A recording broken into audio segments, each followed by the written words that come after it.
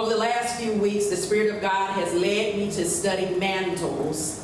And the topic of mantles are not a topic that can be covered in one Sunday, but today I am going to give an introduction. And in my initial observation, mantles appear in 2 Kings between Elijah and Elisha. As Elijah was being taken up to heaven, his mantle fell and Elisha picked it up. And before Elijah was taken up to heaven in a whirlwind, he was aware of what was about to happen that day. Elisha had full awareness that Elijah was about to be taken up.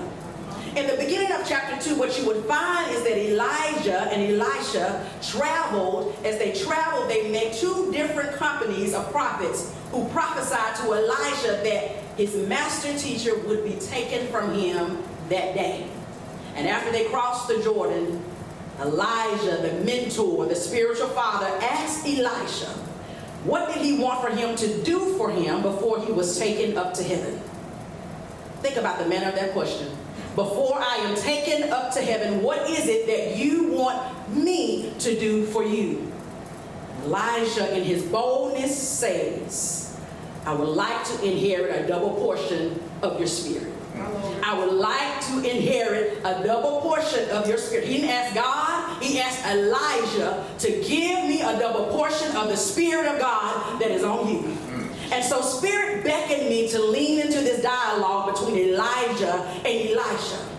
And the question that raised up in my spirit over the week was, what inspires a spiritual protege to look at their mentor before they depart earth and ask for a double portion of their anointing? Yes. Elisha wasn't asking from a selfish place.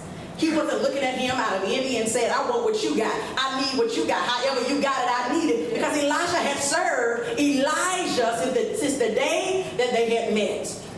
But he was asking from a place of humility. He realized that there was something in Elijah, although he had been anointed to be the one to succeed Elijah, he recognized there was something in Elijah that he had not yet obtained. Yeah. He said that he was inspired, and so he says, just give me a double portion. He was inspired by the service of Elijah. He was inspired by the surrenderance of Elijah to God. He was inspired by how on target Elijah was in his prophetic office. He wanted to serve God in the same power and in the same spirit that his spiritual father did. And he also understood that spiritual daughters and sons should achieve more than their spiritual mothers and their fathers. Wow. Spiritual daughters and sons should achieve more in their lifetime than their spiritual mothers and their spiritual fathers. Why? Because if you've been properly mentored, there are some things you don't have to try to figure out that your mentor had to figure out. You ought to outpace them in the race. Yeah. And so we ought to understand that the oil flows down. Yes. It doesn't flow up, the oil flows down.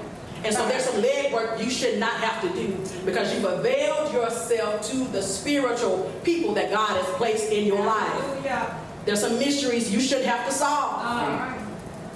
There's some oil that will simply fall because you soaked up something that fell from the one that God had set to mentor you. That has set to impart in you. Proper mentorship means that your spiritual door has to be open to receive at all times. Yeah. Not just when it's convenient for you, but that your spiritual door has to be open to receive at all times. Yeah. You can't be mentored when correction hardens your heart. You can't be mentored when things don't go your way.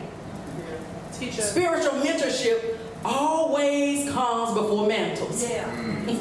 So whose mantle is it that you want? Have you been in their presence? Have you served them as unto God? One of the greatest